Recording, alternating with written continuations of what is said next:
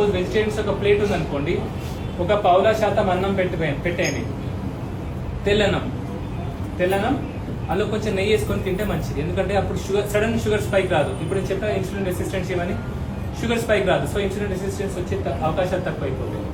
మిగతా పావులు ఏం పెట్టాలా, కూరలు పెట్టాలా, అన్ని రకాల కూరగాయలు తినాలా.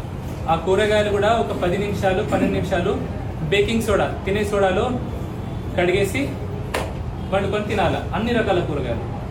ఒక పావుల పప్పు ఉండాలా, ఏ పప్పు అయినా మంచిది, కానీ రాత్రి ఇప్పుడు నానబెట్టి పొద్దున చేయాలి.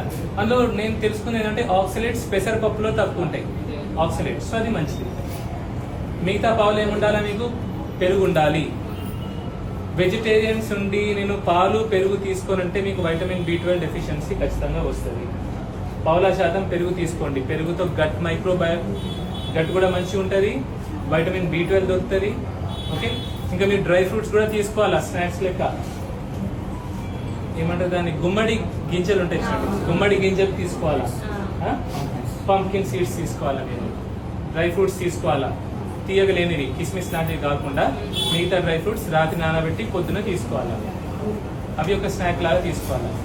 కానీ నేనేం సజెస్ట్ చేస్తానంటే వెజిటేరియన్స్ వైటమిన్ B12 డెఫిషియన్సీ చాలా మందికి నేను చూస్తున్నా. అందుకే వాళ్ళు వైటమిన్ B12 సప్లిమెంట్ ఒకటి తీసుకుంటే మంచిది. నరాల related problems Rao. Okay, and heart attacks, పక్షవాతం వచ్చే అవకాశం కూడా తక్కువ అయిపోతాయి.